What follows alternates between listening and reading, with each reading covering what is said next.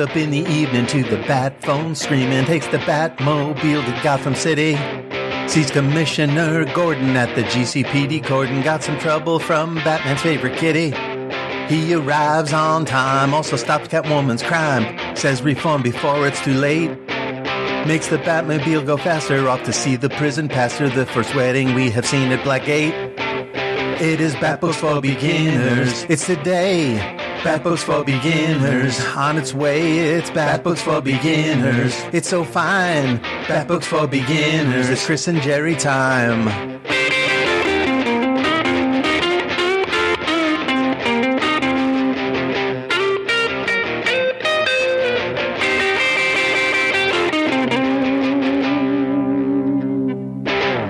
Hello, and welcome to this edition of TBU's Batbooks for Beginners, episode 183.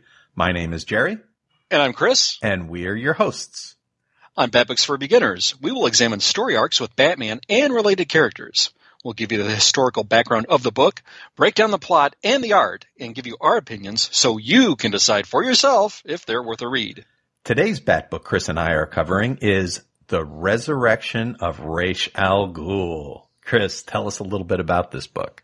Thank you very much, Gerry, and thank you for keeping me in mind with that very, very awesome music intro. It's all for you. Oh, man, those lyrics were genius. I love that. Thank you. Yeah, that was great rhythm on that one, too. Ooh, I love that song, yeah. Yeah. Okay, hello, Bat fans. Thank you very much for spending a part of your day with us. Batman, The Resurrection of Ra's al Ghul, and I have to warn the audience up front out there, I will probably interchange the pronunciation between Ra's and Raz during this podcast. Gerry, we both will. Okay, absolutely. Took care of that right away. So, okay. Batman, The Resurrection of Ra's al Ghul was initially released as a 256-page hardcover book. It was originally cover priced $29.99 U.S. that was published in May 2008. Then, in 2009, and again in 2012, softcover editions were published, and they had a cover price of $19.99. Both books have gone through numerous printings. This volume collects material originally published in Batman Annual number 26 and Robin Annual number 7. Both of those issues contain prequel stories, with Batman Annual number 26 having a Ra's al Ghul origin story. These are books that we won't be covering on this show. Gerry and I are going to cover the main part of the story, which was an 8-part crossover. Yes, an 8-part crossover, and the issues that we're covering originally appeared in Batman numbers 670 and 671, which was the prelude in part 4.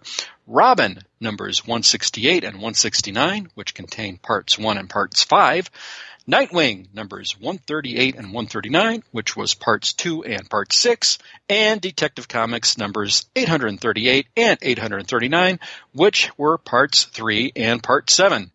It should be noted that Detective Comics number 840 had an epilogue to the story. However, it was not collected in the hardcover nor the trade paperback. The original issues were cover dated January and February of 2008, and each issue was cover priced at $2.99. This trade paperback containing all the issues is available on Comixology.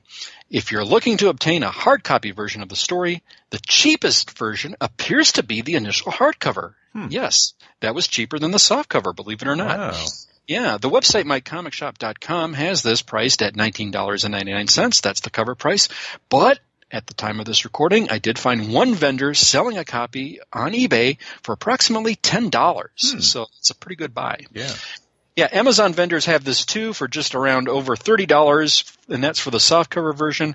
So again, if you're looking to obtain a hardcover version of this or a hard copy version of this, shop around and do shop carefully. Okay, now, as you would think and expect with a crossover in 4 titles, we have a huge list of creators, many of which were covered in lengthier bios and backgrounds in previous episodes of our podcast. In the interest of time, I'll go over some of them with more length than others, based on memory and from online resources. For our writers, we had Peter Milligan, Grant Morrison, Fabian Nicienza, Paul Dini as well. Offhand, I don't think we mentioned Peter Milligan in any of our episodes. Milligan wrote the Robin issues. He's 56, and he was born in London, England. As with many comics talent from the UK, Milligan broke in on the 2000 AD anthology series. I think the first thing he did for DC was a 6-issue miniseries called Screamer with a K, back in 1989. He later worked on the revamped Shade the Changing Man series under the Vertigo imprint in the 1990s. Now, according to Wikipedia, Milligan pitched the idea for the character Azrael in Batman. I did not know that. Really? Yeah. Milligan has written for both DC and Marvel, and he has done movie work as well. Grant Morrison has been previously mentioned on our podcast. He wrote the chapters that appeared in Batman. Morrison is 58, and he's a native of Glasgow, Scotland. My favorite Morrison works are his run on Animal Man in the late 1980s and 90s, and All-Star Superman. Be sure to check those out if you're not familiar with them. More recently, Morrison is the co-creator of the Sci-Fi Channel series Happy, starring Christopher Maloney and Patton Oswalt. We had Fabian Nicienza, and I am hoping I am pronouncing that correctly, or at least close. I tried to research online on how to pronounce his name, and in interviews he's jokingly said it's pronounced Sienkiewicz. So I'm just going to go with Fabian. Fabian wrote the Nightwing issues. He's 56. He was born in Buenos Aires, Argentina. Fabian's first published story was Cyforce, number 9, back in 1987. Yeah, that was under the Marvel Comics New Universe imprint. I remember those. Wow. Yeah, he has numerous credits, and he co-created Deadpool with Rob Liefeld. How about that? Now, Paul Dini has writing credits on the Detective Comics issues. He's been mentioned numerous times on our show before. Dini is 60 years old. He was born in New York City. He's won 5 Emmy Awards for his writing on Tiny Toon Adventures, Batman the Animated Series, the new Batman Superman Adventures, and Batman Beyond. He's won 7 Eisner Awards and 3 Harvey Awards. Along with Bruce Timm, he created Harley Quinn, and more recently he wrote the gripping and powerful graphic novel Dark Knight, that's Knight with an N, a true Batman story that recounted a brutal mugging that Dini experienced out in the Los Angeles area. And for our artists, we had Don Kramer, who worked on the Nightwing issues, Jason Pearson, Tony Daniel, who drew the Batman issues, Freddie Williams II, who did the art on the Robin issues, Ryan Benjamin, and Dustin Gwynn, who did the artwork on the Detective Comics issues. Andy Kubert provided the nice cover to this trade paperback and hardcover. I think we've covered the backgrounds on a lot of these gentlemen before. I don't think we've mentioned Tony Daniel in recent weeks. Daniel has become a fan favorite Batman artist in recent years, and he's worked on the series The 10th for Image Comics. Now, as Jerry's going to recount some of the story, he'll mention some places and people which should get a little bit of background. One of the settings is Nanda Parbat. This hidden city in the Tibetan mountains first appeared and was mentioned in the title Strange Adventures number 205, cover dated October 1967. It's created by Arnold Drake with Carmine Infantino, and said to be a place of healing and enlightenment, watched over by the goddess-like figure Ramakrishna and her monks. Ramakrishna, as some DC fans will know, is most famous for the entity being responsible for turning circus aerialist Boston Brand into the ghostly character Deadman. We also have the character I Ching, who appears in this story. This elderly blind martial artist, who first appeared in Wonder Woman number 179, cover dated November 1968, was created by Denny O'Neil with Mike Sikowski. Now, if you recall, this was the run of the non-powered Wonder Woman title, where I thought the character was killed off. I remember one of the covers saying, "You killed I Ching," and I Ching collapsing and with Diana in his arms. But with this being comics, we know he would eventually return. The character was last seen, in my opinion, in the underrated DC Rebirth titled New Superman, number 7. He was a martial arts instructor. Now, we also had the Insect Girls, Tiger Moth, Dragonfly, and Silken Spider. The 3 of those characters first appeared as Public Enemies numbers 1 through 3 in Batman number 181 back in 1966. And as some Bat Trivia fans know, that was the story that also introduced Poison Ivy. Over on Amazon.com, this particular story that Jerry and I are looking at got a 3.6 star rating out of 5 based on 49 reviews. And over on Goodreads.com, this story got a 3.75 rating out of 5 based on 152 reviews and 4,244 ratings. Wow. Yeah. Aha. But the question remains, dear listeners, just how Jerry and I will rate this book. And with that, I shall turn it back over to you, Jerry. Thanks, Chris. So we're going to talk about this story after a few messages from some of our friends. Hey folks, this is Jared Albrick, aka the Yard Sale Artist, and semi-regular co-host of the Longbox Crusade podcast with Pat Sampson. Pat came to me recently with a fantastic idea on how we might get the podcast community involved in taking some action to do some good. He called this idea Comics for Courage. Comics for Courage is a concept that came to Pat after I told him the fantastic true story of when I was stationed in Iraq during my military service. While there, I received a huge care package of comic books from the awesome folks over at Wizard and Toy Fair magazines. We had so many comics, we didn't know what to do with them all. Seriously, it was over 100 pounds of comics. So me and a couple of buddies took the bounty of comics we had down to the Give and Take library we'd set up in our headquarters building. And you know what? Within 24 hours, all the comics were gone. The bottom line here is that throughout history, World War II, Korea, Vietnam, Iraq, one thing remains a constant: soldiers love comics. It's quick, easy, fun reading that gives a soldier a taste of home and lets them escape into an amazing world of comics, even if it's just for a few minutes. So here's the best part of Comics for Courage. Pat and I aren't asking you to donate 1 cent of your money to Comics for Courage. What we would love is for you to donate your excess comics. You know, those ones that are just kind of laying around. Just drop them into a box or a big envelope and mail them over to supportourtroops.org. Their mailing address is Support Our Troops, 13617 North Florida Avenue, Tampa, Florida, 33613. Now, they will make sure those comics get distributed to random soldier care packages, and as a person who's been on the receiving end of this, I can tell you it will mean a lot. And if you'd rather donate money than give up a single comic book, trust me, we understand about that. You can donate through their website as well. Again, that's supportourtroops.org. Just remember 2 things, all right? 2 things. 1, make sure the comics have good, clean content. No nudity or adults-only comics, please. Those are the rules for any military member receiving goods downrange. Okay, and number 2, this is the fun one. Please take a picture of you with your donation stack and post it on Twitter or Facebook at Longbox Crusade, or email it to contact@longboxcrusade.com. We'd love to give you an on-air shout-out and post your pic on the longboxcrusade.com website.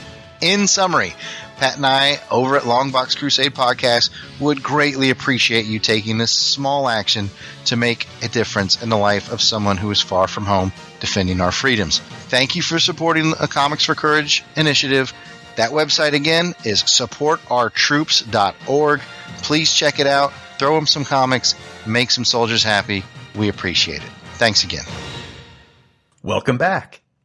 Here is the story of the resurrection of Ra's al Ghul.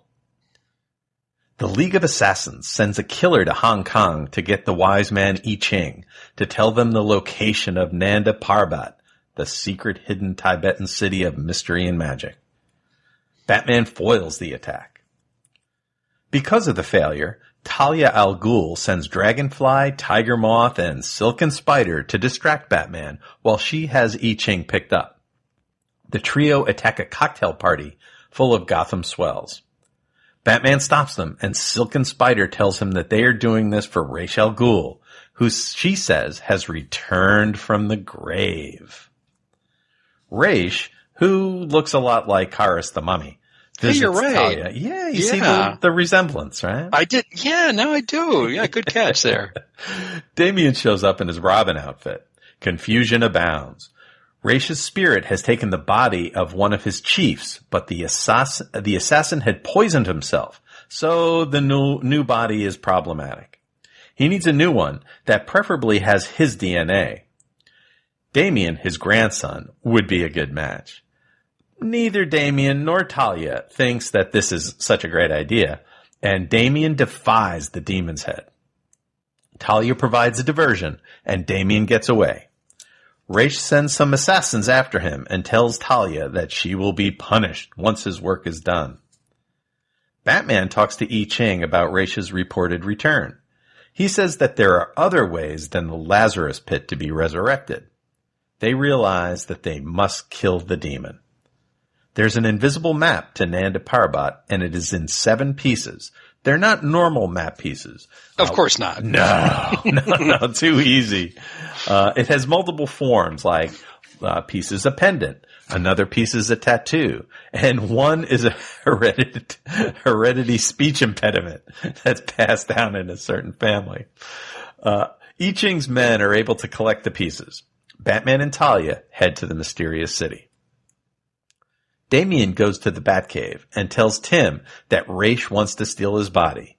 The two fight. Damian teases Tim about not being Bruce's real son. Damian finds Alfred and tells him that they need Bruce on the job. Alfred trips on the rug and Damian grabs him and helps him. Tim arrives and mistakenly believes that Damian is attacking Alfred. Tim manhandles Damian, but Alfred stops him and admonishes him. Tim is upset at all the rejection, and he and Damian fight again. While they tussle, stately Wayne Manor is attacked by the League of Assassins. Talia is imprisoned by her father, but Batman finds and saves her. She tells Bats about Ra's needing Damian's body. Nightwing gets a call from Bruce, catching him up so far on the plot, and tells him to protect Damian at Stately Wayne Manor. He teleports outside the house and realizes trouble is afoot. Nightwing runs into Tiger Moth, Silken Spider, and Dragonfly, and makes short work of them. Alfred comes crashing out a window, and Nightwing catches him. There are League of Assassin ninjas everywhere. Dick finds Tim and Damian, and the three Robin brothers team up against the ninjas. The battle rages into the Batcave. They're able to use their knowledge of their home to keep from being overwhelmed. The three lady baddies arrive and demand Damian. More fighting happens. Dick tries to save one of them from a poison dart, and while he is distracted, the ninjas take Damian and Tim. But Tim is wearing a tracer. Ra's is in Nanda Parbat, and his new body is falling apart. You just can't trust those new bodies these days, I tell you. It's not like the old days. Tim and Damian are taken on stretchers to see him. The two leap into action to fight off their kidnappers, but Ra's is ready for them. Ra's has their wounds healed. He tells Tim that he had in fact died and been brought back to life. If he can be resurrected, then Tim's loved ones could too. He offers himself as a mentor in exchange for his help. After all, Bruce has a new real son and doesn't need Tim anymore. And after all, Bruce already let Jason Todd die. Tim says he'll have to think about the offer, but Ra's sees this as a rejection and knocks him out. Bruce and Talia are on their way to Nanda Parbat and fight off some assassins. I Ching arrives, helps them fight off more assassins. Nightwing and Alfred are also closing in on the Mystery City and are attacked by assassins. Nightwing fights them off. Alfred is able to take out an assassin big bad. Nice job, Alfred. Bruce and Talia arrive at Ra's al Ghul's, throne room, war room. I'm not sure. There's a lot of assassins and they're in a great big room. Ra's and Batman have a sword fight. Batman runs the decrepit demon's head through, but the body's already dead, so, no big deal. The two are subdued and Tim and Damian are brought to him. Either could be Ra's new form. Choose the form of your destructor, he asks Batman to choose. Tim or Damian. Batman says, instead of that, he could show Ra's the fountain of life in Nanda Parbat. Ra's is like, oh, that's a good idea, and lets everyone go and travels into the mountains with Batman. They have to fight off the Sensi's men, but they make it, and the monks direct them to go past the temple of Ramakrishna and meet the old gray ghost. They find him, and it turns out that he is Ra's al Ghul's father. What? Ra's has a dad roaming around. Yeah, big reveal, jaw-dropping moment there. Amazing. So the old gray ghost stabs Ra's through the gut. Thanks, Dad. And breaks Batman's arm and hand and probably other things. It looks like it hurts. He says that he could keep this up for under 2 minutes because he's not as young as he used to be, but he can still do it for 2 minutes. Batman realizes that if he can outlast the old man, he might be able to beat him. Batman is hurt, but he knocks the old man into the fountain and he's burned in the magical chemical water. The monks come and think Raisha's dead, and take him inside, and Batman is also captured. Tim and Damian are brought before one of Raisha's minions, the White Ghost. There's a lot of ghosts around here. They fight off their captors. Tim thinks about Raisha's offer of bringing his family back to life. He tells Damian and Talia that he's thinking about it, and they say do not trust the offer. Talia tries to tempt Damian to leave Bruce and join with her, but he says that Batman is cooler than she is, which is pretty true. Tim runs off and finds White Ghost and says he accepts Raisha's offer. White Ghost punches him and says he already turned it down. It wasn't a standing offer. The two fight. White Ghost offers the demon's hand in friendship. Tim takes it. Ra's has taken the body of a monk temporarily and frees Batman from the monks. He asks if he could use Bruce's body, but he gets turned down. Well, didn't hurt to ask. But Yeah, you know, he didn't want him to feel left out, right?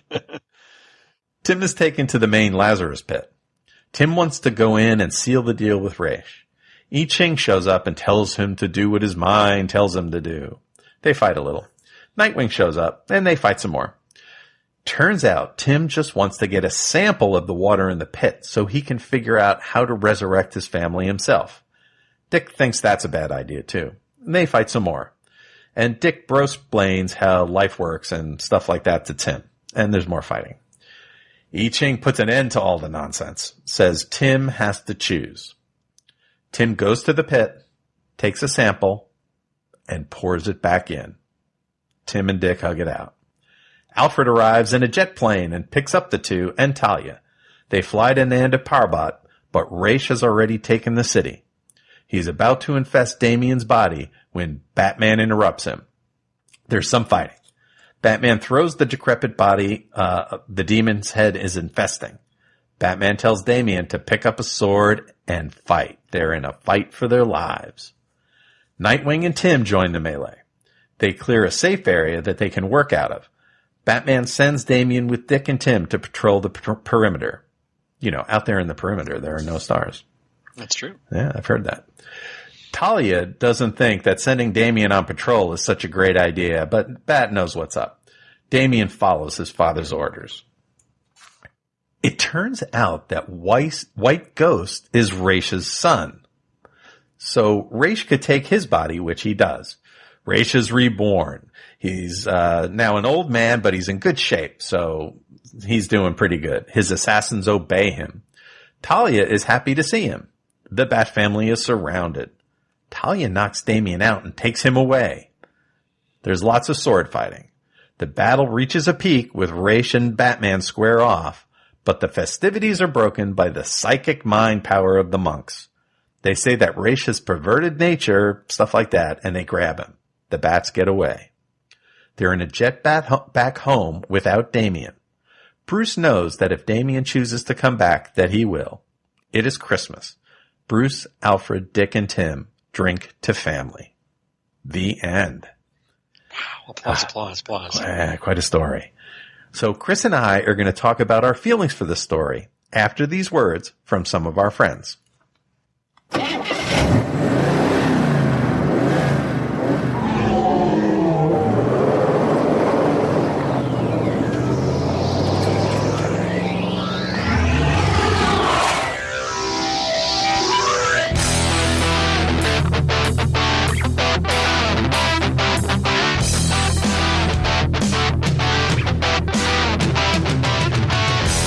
Xenozoic Xenophiles. A fan podcast devoted to the comic series Xenozoic Tales. It's a post-apocalyptic adventure series filled with Cadillacs and dinosaurs. I'm Ruth. And I'm Darren. We hope you'll join us as we discuss the stories, characters, and art in this excellent comic series from creator, writer, and artist Mark Schultz. Xenozoic Xenophiles is available at podbean.com and on iTunes and Stitcher. And find us at xenozoicxenophiles.com.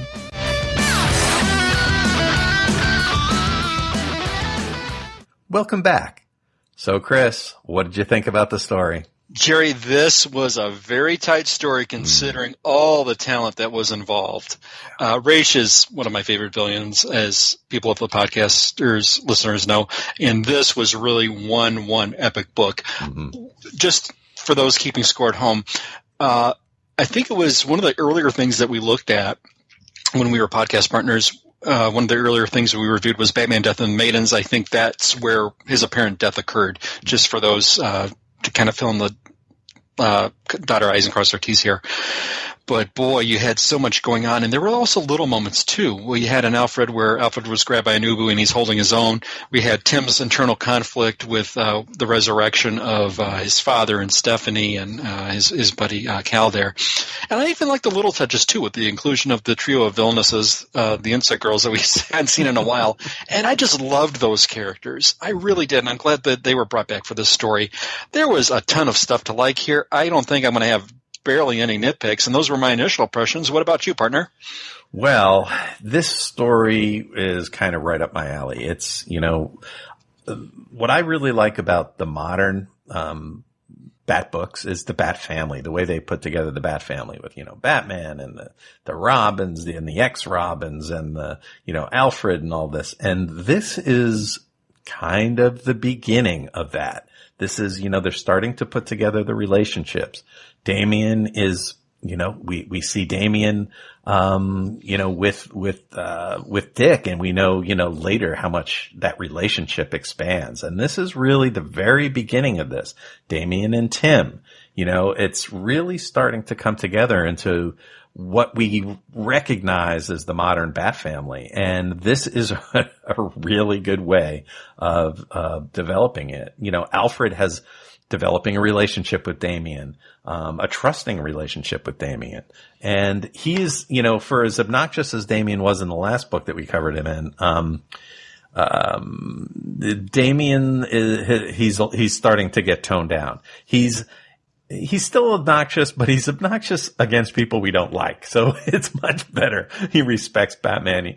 He still is struggling with Tim, but he's, they're starting to build that relationship. And this is just, one of the, this whole, Dick, Damian, Tim, and also Jason, who's talked about here, they are one of the main pillars of the Bat family that I really, really love. And their relationship with each other is really special to me. And so this story, for that reason, is just a home run for me. Excellent. Yeah, I think we're going to circle back to the Bat family in our discussion. Gerry, I tell you, one of the things I did have some trepidation about before picking this up was when I was putting my notes together and seeing all the creative talent involved. Mm-hmm. And I think this was going to be a hit or a miss, because usually when we've looked at collected crossovers, we've encountered some speed bumps with the writing and the artwork. Mm-hmm. And I had some big fears going into this that this was going to get muddled in some places. Mm-hmm. But I was pleasantly surprised, where I really thought the writing was pretty crisp and consistent throughout. Now, as far as the artwork, I think we did get a little different, some unique styles, because when you're going from Tony Daniel, who does these really nice fine lines, and then you're going to somebody like Dustin Gwynn with a little more heavier inks and a little more globular looking characters, and I don't mean that in a pejorative way, but unique takes on, the youth and how they look. This was not that bad. I was sort of drawn out a little bit when the art changed from chapter to chapter, but not so much, as some of the things we've previously looked at. The writing was consistent throughout. Art was enjoyable throughout. Mm-hmm. I was really pleasantly surprised how this all came together with everybody involved. This was just amazing. Yeah. And there's this panel in Nightwing 138. Yes. And it showed, Dick and Tim and Damian kind of leaping into battle, that famous kind of, as the good guys leap in to defeat the bad guys. And I think it's the first time they ever do that together. And it gave me a chill. I just loved it. Don Kramer, kudos to him because I think he was the one who did that, and very, very underrated stuff there. And I thought it was just masterful on how you described that and how it was depicted. It was just spot on. It really was. And there's good, this is a good Tim Drake story. And, I love Tim Drake as a character, and this is good development for him.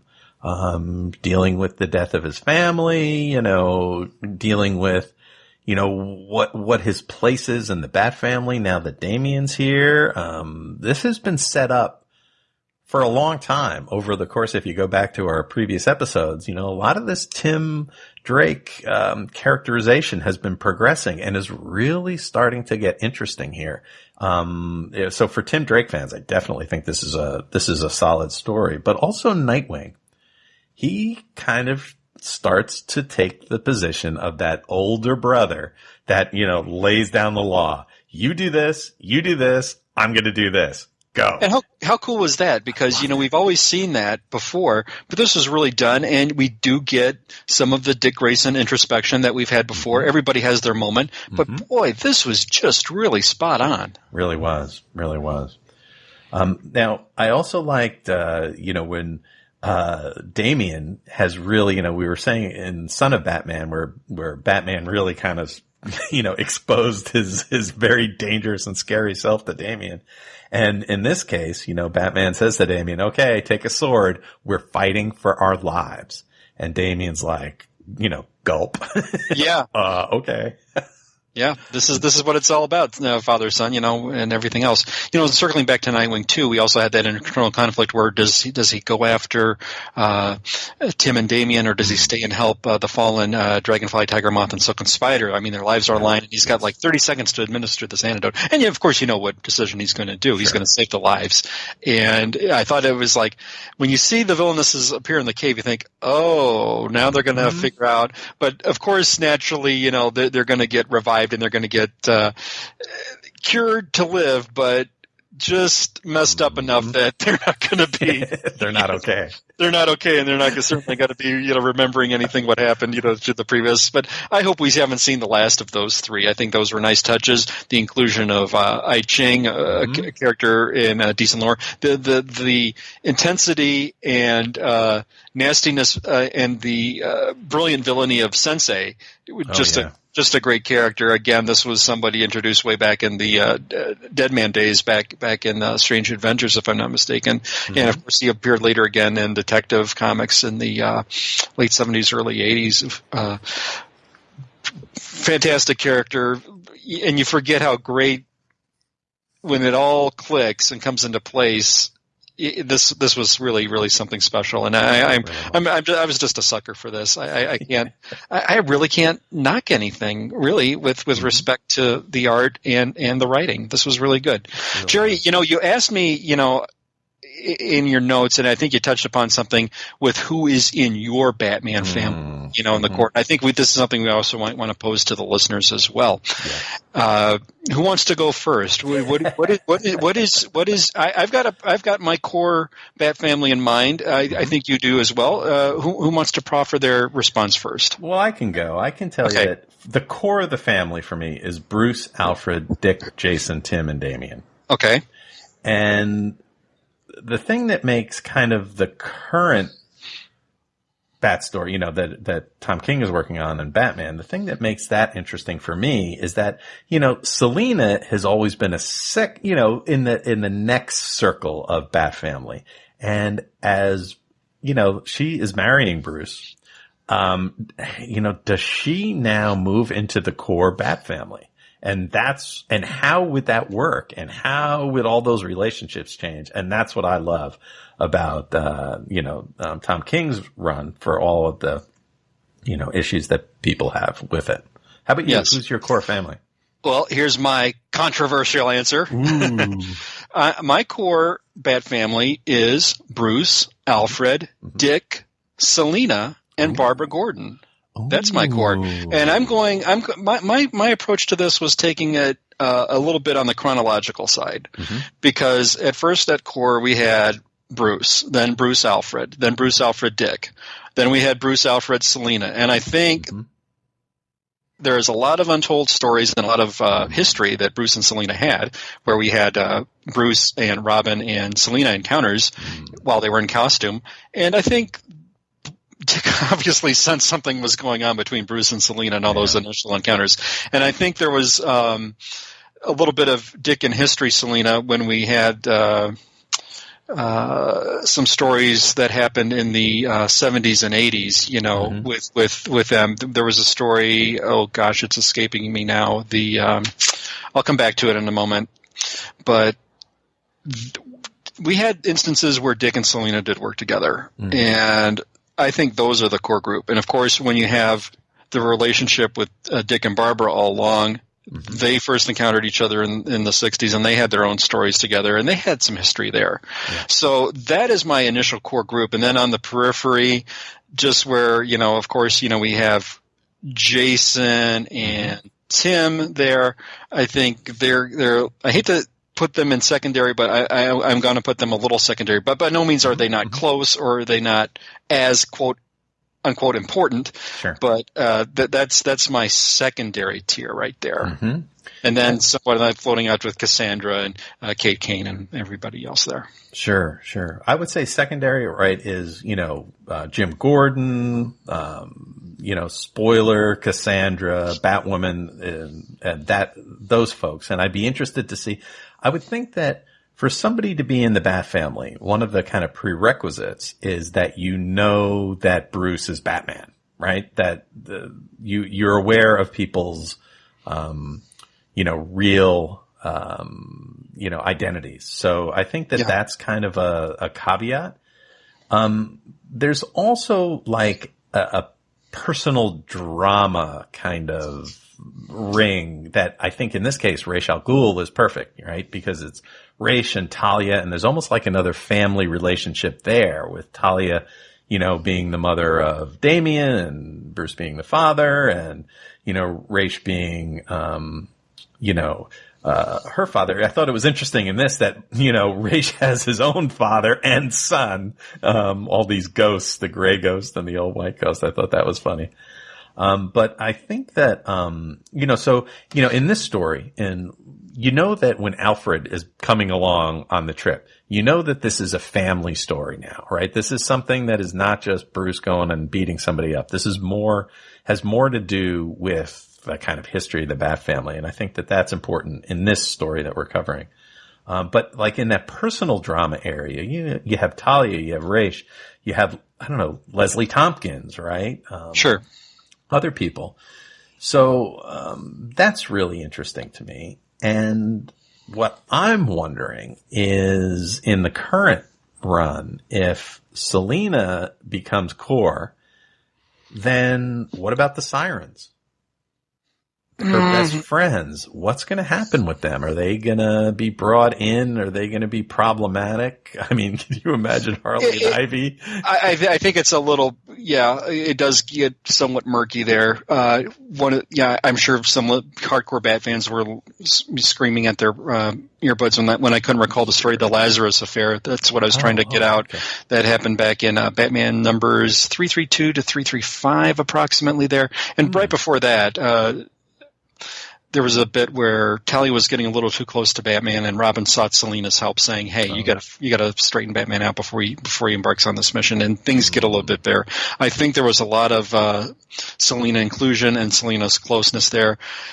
She was a part of the family, and she also knew when to step back and when to step in. And I think that sort of sometimes gets overlooked. And I think there's just a lot of history that is either forgotten or perhaps not even depicted. I like to think there's some untold stories where we had Batman and Robin fighting Catwoman, and there was a little more than meets the eye. I think Robin always sensed the playfulness, and like, gee, Batman, you let her get away again, you know, back in the Golden Age.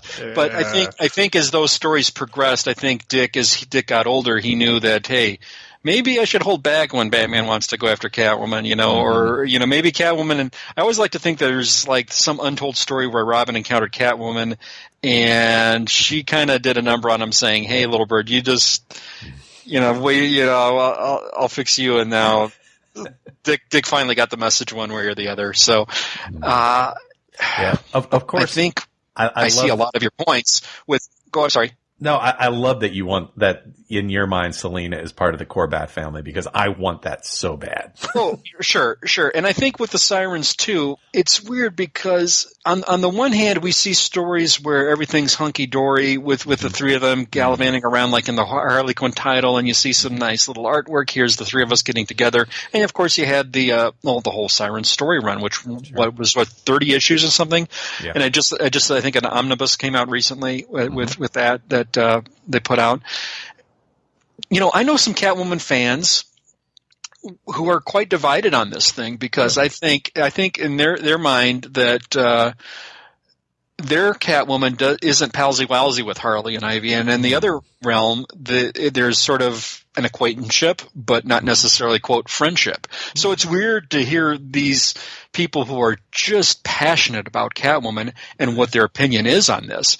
I sort of land somewhere in the middle, and I like to see both sides of it because I certainly like to think that, as depicted, there were, heck, you can even look at the animated series where there was a little bit more of an adversarial thing with Catwoman and Harley Quinn, because, I think in the story Almost Got Him, Harley knocks out Catwoman and puts her on a conveyor belt and ties. Now, where's the love lost there with the friendship? But as things progress and scene goes and people get different takes from different stories, you get your different interpretations, and I think that's what makes this question very, very unique. And as I'm trying to say, I think I land somewhere in the middle. I think there is certainly a professional friendship and acquaintanceship there.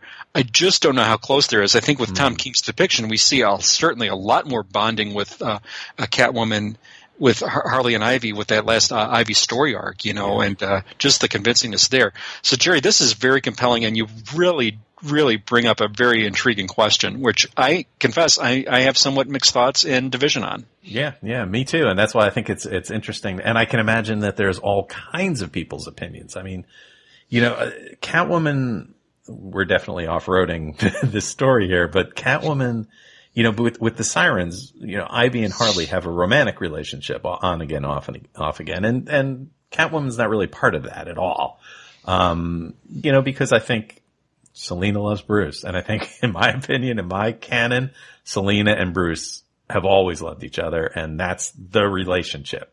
And so I think that there can be a lot of development in a Siren story arc, between the three Sirens, in the new, in what they're doing and what Tom King's up to. So I think that there's a lot of opportunity, whether he decides to go that way or not. Who knows? Yeah, Gerry, I think for the interest of our listeners too, I know we have some people who really pay attention and pick this apart. And so for the sake of the show, do we want to say what our answers were again for the core and then who we said are secondary? Should we just go down the list? Okay, sure, great. Do it. Go okay, for it. So my core list again was Bruce, Alfred, Dick, Selena, and Barbara Gordon. And then everybody else sort of just secondary, but by no means. Let me go down the list here. Now, what was your core?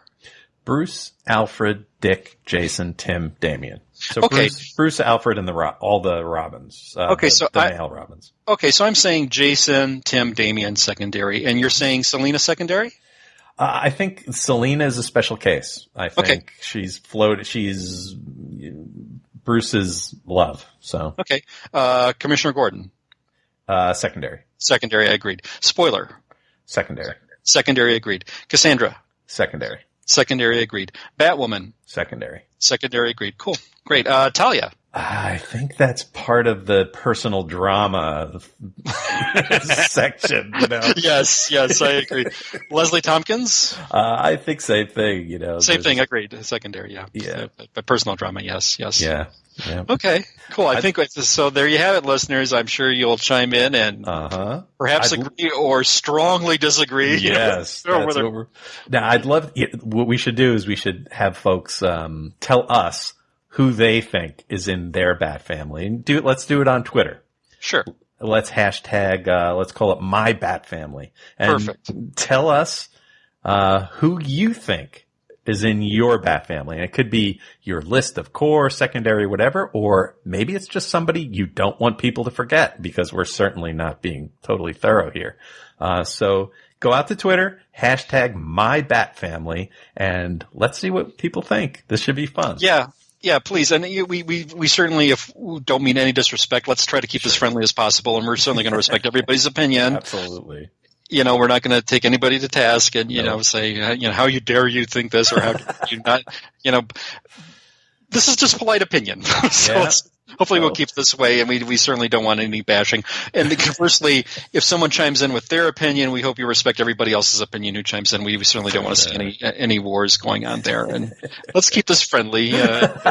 This very passionate, topic. Yes, absolutely. But I am curious as to what our listeners think, and we look forward to your feedback. Terrific. Okay, so in terms of rating, what do you think about the resurrection of Ra's al Ghul? Gerry, obviously this was an epic story. This was much, much more pleasantly remembered or better remembered than I initially thought when I remembered this. And I was thinking, God, what was that story again where this happened and that happened? It was this story. Okay. Unquestionably, this is a must-read. Unquestionably, I would recommend it. I'm at least a 4 out of 5. I don't know if I can go any higher. If I can go 4 1/4, I'd say that. But it's at least it's a solid 4 for me. I really can't think of any flaws. Some of the art transition maybe left me a little muddled here. We did get their stories, but I mean there was continuous action throughout this thing. This was epic. I have to give it a solid 4. Maybe if you asked me tomorrow, I'd say 4.5. But right now, I'm going to at least say 4 out of 5 batarangs. Yes, it's a must-read. Yes, it's a recommendation. How about you? Yeah, I think I'm going to go there. I'm going to go 4.5. And this is something that I would really like to come back to a couple of times, because for me, the thing about this story for me is it's kind of the beginning of everything I really love about the modern Bat family. So this is definitely a must read and a recommend for anybody who has any interest in the Bat family at all. This is kind of a major turning point, and it's a good story. It's a really good story with some good characters. I wouldn't, I think it's a solid story. I think it holds together. The plot hangs together pretty well. I did not go into this really super analytical about the plot just because I was so taken away with the whole, the whole Robin development thing. But, I would definitely say that this is something that I would highly recommend. Yeah, this is a book you can easily pick up off the shelf and not get too lost. I don't think a new reader would feel lost in any way with this, other than you could have been a mention. Well, Ra's previously died in the Death of the Maiden story. That might be my tiny quibble. One thing we didn't get discussed was this possibly too violent or too graphic for children? I know there was a lot of swordplay here, but I think we did see some dismemberment, but I don't think it was really overly graphic. I don't think it would be that bad for, say, someone maybe 8 or 9 or older. I just thought this was something that should be almost on every Batman's nightstand, Batman's nightstand, whether you own the original copies or take it in trade. This is something that, as you said, you can go back to this. And I think this is, like you said, a story I would revisit as well.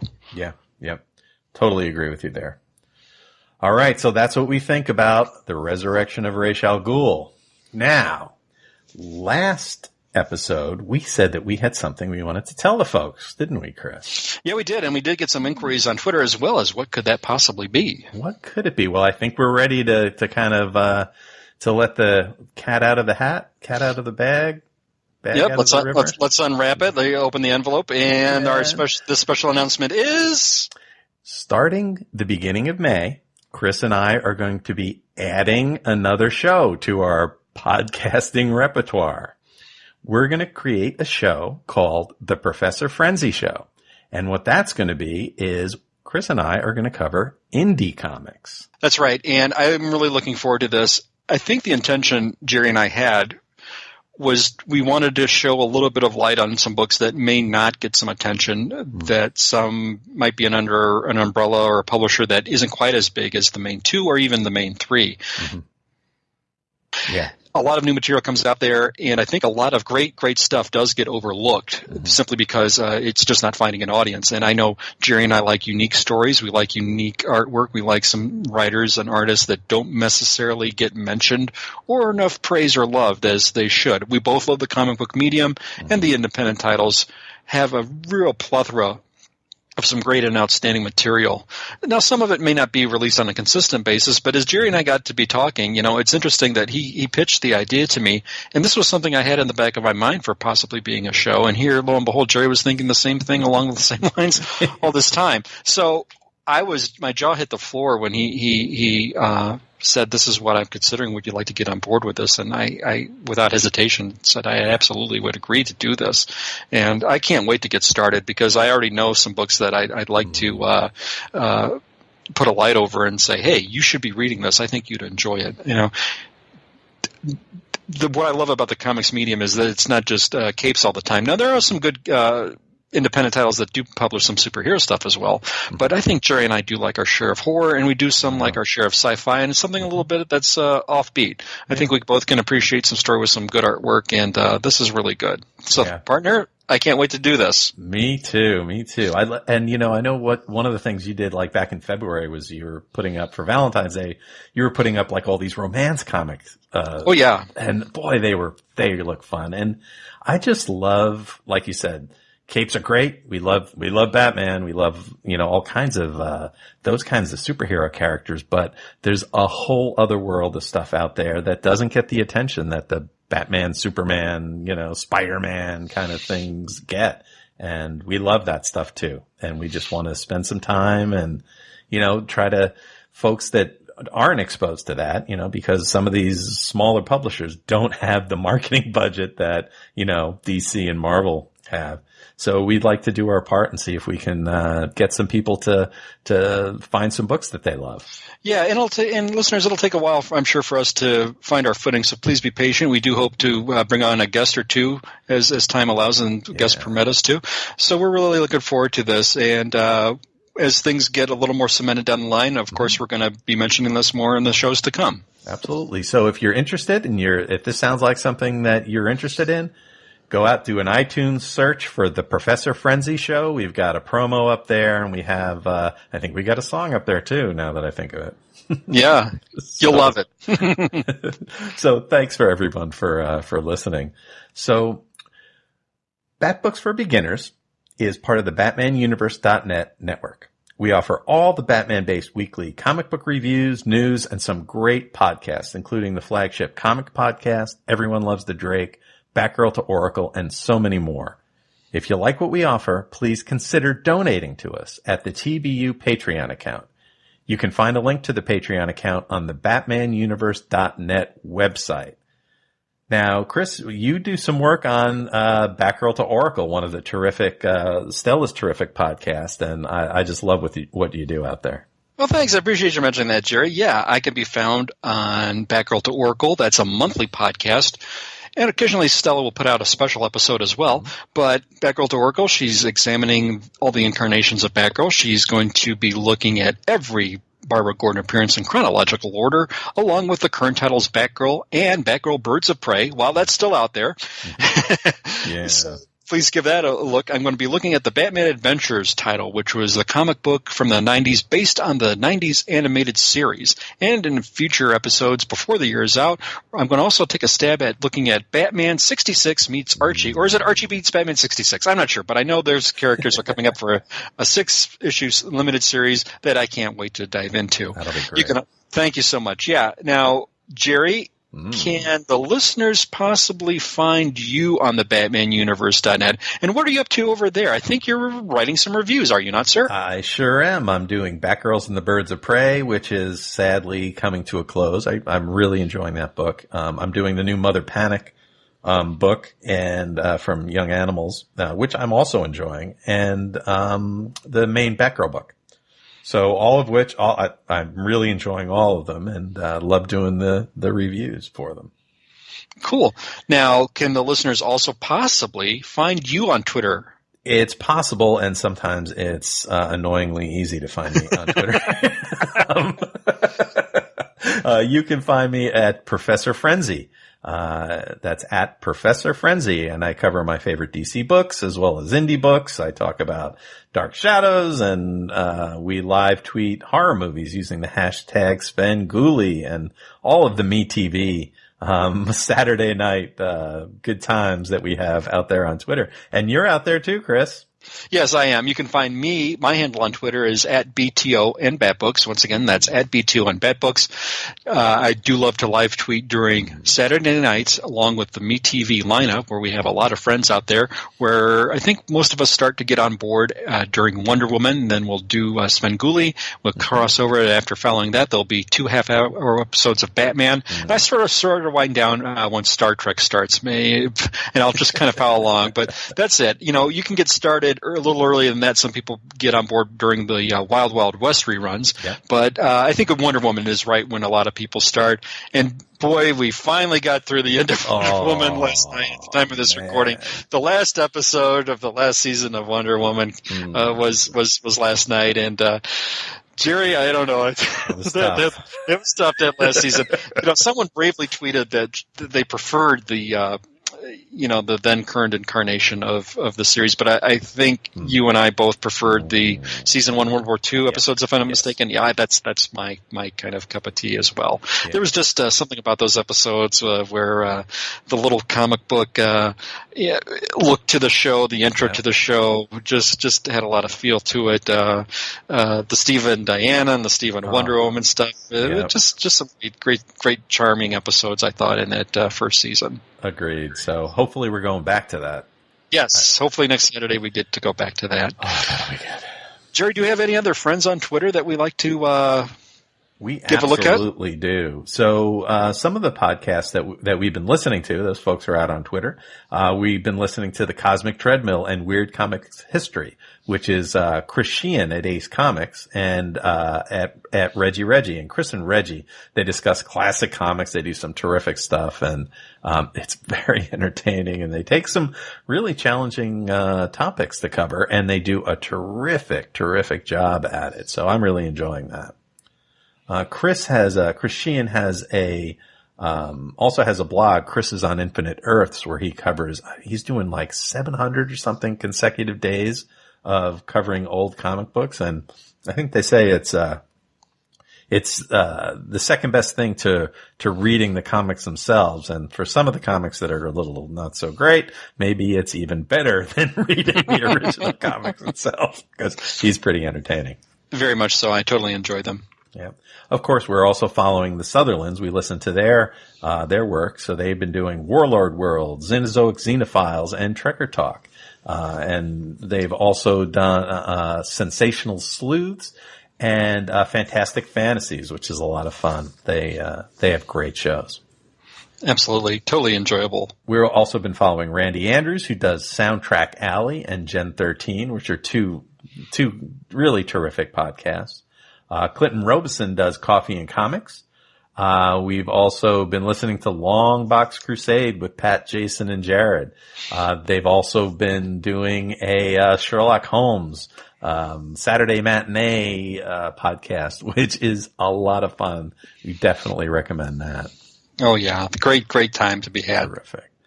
I've been listening to Parlapod, which is also a really fun podcast to listen to.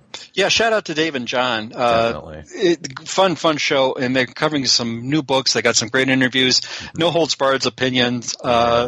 Just really good stuff. And they've covered some stuff that I had some questions about on that new Wednesday. So, should I pick this up? Dave and didn't like that one, so maybe I should take a pass on that. Yeah. So yeah, they're certainly not afraid to express their opinion. And if it's something they like, they'll like it and they'll let you know they liked it. So great opinions on them. Yes. Yeah, definitely. Also been listening to Wonder Woman Warrior for Peace. Wonder Woman keeps coming up. Love her. Love the show. Yep, that's stuff. Angela. Great stuff. Yeah. I've been listening to Monster Kid Radio, which is a classic horror movie podcast where I've gotten a lot of good tips on some old horror movies that I can't believe I didn't know about.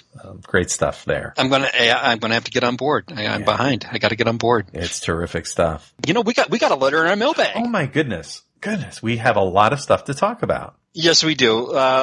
Can I share that? Please do. Great. A friend of our show, Laurel, who's on Twitter at Mountainflower1, wrote us a letter, and I really can't thank her enough for taking the time to write. We should get this out there too, because we don't really proffer a email address per se for our show. We generally comments can be left on the Batman Universe or the TBU Bat Books for Beginners site, and then after an episode drops, we generally have asked listeners to leave their comments there. You can certainly do that. You can certainly leave a message by Twitter by direct messaging me, or if you don't have Twitter, you can send me an email. And I'm at bruce.wayne@gothamcity.us. Gerry, I don't know if if the fans would be more comfortable reaching out to you. How would you prefer them to contact you? Sure. I have a email, professorfrenzy@gmail.com. Great. So you can email us at either one of those, and we'll be happy to read your comment on air if you'd like. So we appreciate all feedback and response that we get for the show, and we can't thank you enough when you do chime in. So here goes. Laurel says, Chris and Gerry, I finally got to listen to episode 180, Batman and Son. Yes, it's my first episode of Bat Books for Beginners, and I wanted to give you a little feedback. You are welcome to read this on air or not as you see fit. Well, we're going to read it, Laurel. Here we go. Read it. I appreciate you giving a little background about the creative team as well as Damien's confusing backstory. And yes, the opening song was fun. Hey, props to you, my friend. Yay. Thank you. Yeah, Gerry, see, the fans love those. I know. That's the hook of the show right there. I find it hard to believe, but no, okay. Yes, it is. Absolutely. You know, it makes the show. Yes. Oh, it's great. Laurel continues, I was following along with the individual issues I bought as the series came out. You may have sorted this out by now, but if not, the reason you're having trouble understanding the beginning of the book is because it's not the real Batman we see first, but a cop who is snapped and dressed as Batman.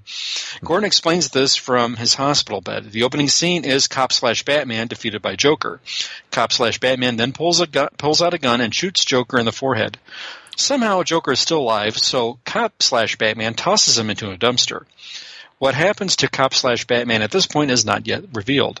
I thought you'd like to know exactly how all this went down because it will come up in future Grant Morrison Batman stories, and I don't know how many of them you've already read. Thank you, Laurel. Interesting. Interesting. Yeah, thanks for the clarification. Yeah. She continues, lots of little details in the story and even background art can become key in any Grant Morrison comic. It's the reason I find him a difficult writer to wholeheartedly embracing despite the influence he's had across the DC universe. I like a lot of ideas, but sometimes find his actual comics hard to follow. Yeah, good point there. Yeah. I totally agree that the art by Andy Kubert in this story was outstanding with lots of clever touches at the gala that I'm glad you pointed out. Yeah. Plus, how could a story that manages to include a small army of man-bat ninjas with swords possibly be bad?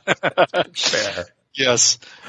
Okay. Well, there was the over-the-top bratty Damien, but still, man-bat ninjas with swords. She repeats it again. Yes. I hope to find time to dig out some more back issues and follow along with some of your previous episodes and any new ones covering books I've read. So keep up the good work. Best wishes to you both, Laurel. Mountain Flora 1. Thank you so much, Laurel. We really appreciate that. Yeah. We also got some comments with respect to our last episode. We heard from Darren and Ruth Sutherland. They said they were off to pick up Saga number 50 to see the amazing cosplay of Professor Frensley. Oh, dear. Congratulations on that awesome recognition, Gerry. Thank you, guys. Yeah, Saga 50 is still on the stands. That's still the current issue out there. Yeah. So, yeah, if you're lucky enough to find it still on the rack, copies are flying off the shelves, folks. So you want to get on board. If you haven't got your Saga number 50 yet, and you want to see Gerry in his cosplay, yeah, Gerry, that was really good. And was that Asia next to you there? It was. Yeah. We didn't acknowledge her on the last show, and I apologize about that. Oh, yeah. Yes, she designed it, created it, everything. Yes, everything. She's the cosplay master. Oh, yes, and both of you together look terrific. So, thank you. My apologies for not mentioning her and recognizing her in the last show. So, yeah, me too. But no, Saga 50, check it out. I'm just gonna, when I see Gerry, I want him to autograph my copy. But, ooh, so I get a signed copy, of Saga 50, folks. Yeah, absolutely. We also heard from Rob Myers, a friend and from TBU family, with respect to Batman Underground. I started picking up these issues. I've always wanted to read it. This is going to be a fun show. Thank you so much. Yes. We also heard from good friend of the show, Ian Miller at IBM Miller Prime, Ian Prime as he goes by. A side note, Black Mask wasn't killed in War Games. He was killed by Selina and Catwoman, number 52, just before 1 year later. Yes. That is correct. Absolutely right. Yes, and Ian, along with the Solons, also acquired about the tease of our mystery announcement. We really appreciate that. Thank you so much. We also, on Twitter, had likes and retweets from our last show from the following. We also heard from Vinicius Carrero at Bach Maniaco. He says he'll draw your comics, so check him out on Twitter. Right. We also heard from Names Anthony Joseph, and I love Alterna Comics at Alterna Comics Fan 1. Oh, we also heard from huge fan and friend of the show, Ire at Pyre Ire. Thank you very, very much for your kind words in respect to the last show. Yeah, you wrote us a nice note. Thank you very much. Xenozoic Xenophiles at Xenozoic Xenophile. Thank you, Darren and Ruth. Warlord Worlds at Warlord Worlds. Thank you again, Darren and Ruth. We heard from Dustin Fritchell at Bearded Bat Chief. Hey, I hope you're enjoying. Dustin. Yeah, Dustin, I hope he's enjoying his vacation. We heard from Rad Adventures at Rad_Adventures. Hey, thank you very much, Darren and Ruth again. Nice. Lobo Black Wolf at LOB033. Jody Yearden at Regal Fan. Coffee and Comics at Coffee and Comics Blog. Thank you, Clinton. Longbox Crusade at Longbox Crusade. Christados at Christados1. Thank you, Pat. And thank you, Pat, again. Rob Myers. Hey, Rob. Rob is at Drummer Rob 10. We heard from Franny at Franny Nutella. Franny at Mindy Tucker. Good friend of the Batman universe, Stephanie Mounts at Fancy Nerd Design. Another Batman universe friend, Paul Shanley at Paul Shanley. Yeah. Check him out over there. Longtime liker for our show, supporter, Jeff Hunter at Jeff Hun 349-11855. The Burgundy Ghost, new liker. Yeah, the Burgundy Ghost over on Twitter at Homebrewers72. Lava Hog at Lava Hog. Hey, thank you so much, Dave. Thanks. Secret Wars and Beyond podcast. That's Sean. It's at Sean42 Arizona or Sean42AZ. Hey, thanks so much, Sean. We really appreciate you coming. Yeah, Sean's a great guy. Nurnock 62nd, excuse me, for somebody from Germany who's at Adikai225-28112. The Tim Drake podcast. Yay, the Tim Drake podcast at ELDTD podcast. Awesome show. Looking forward to the May show where we've got. I can't wait for that one. We also, hey, check this out. Frank Thierry. Whoa, yes. Frank. Yes, that Frank Thierry. Wow, Frank Thierry also gave us a retweet. Nice. Thanks so much. Yeah, when we reviewed Gotham Underground, it was a story he wrote. Hey, well, how about that? Professional. What a great guy. Christian at Ace Comics, Too Old Too New podcast at Too Old Too New. Madame Monstrosity at Madame Monstrosity. Oh, isn't that nice? Yeah. Bill Beer at Gotham Knight 13, of course, with the Too Old Too New podcast, the aforementioned. Yes. Soundtrack Alley at Randy Andrews one. Thank you so much, Randy. And we heard from Mark at ITG Blogcast at ITG Blogcast. Thank you so much, Mark. Great. And if I overlooked you, which is possible, we had such a tremendous amount of likes and retweets on this last episode, please direct message me, and we will be sure to get you a mention on our next show. Thank you so much for your support. Yes, thank you, everybody. So that's all Chris and I have for today. Please join us in 2 weeks when Chris and I will cover Batman, the Black Glove. Ooh. My name is Gerry. And I'm Chris. And thank you for listening to Bat Books for Beginners.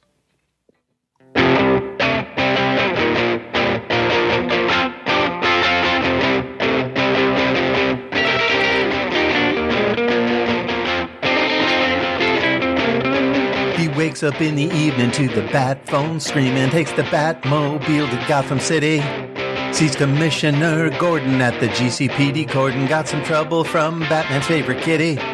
He arrives on time, also stops Catwoman's crime, says reform before it's too late, makes the Batmobile go faster, off to see the prison pastor, the first wedding we have seen at Blackgate.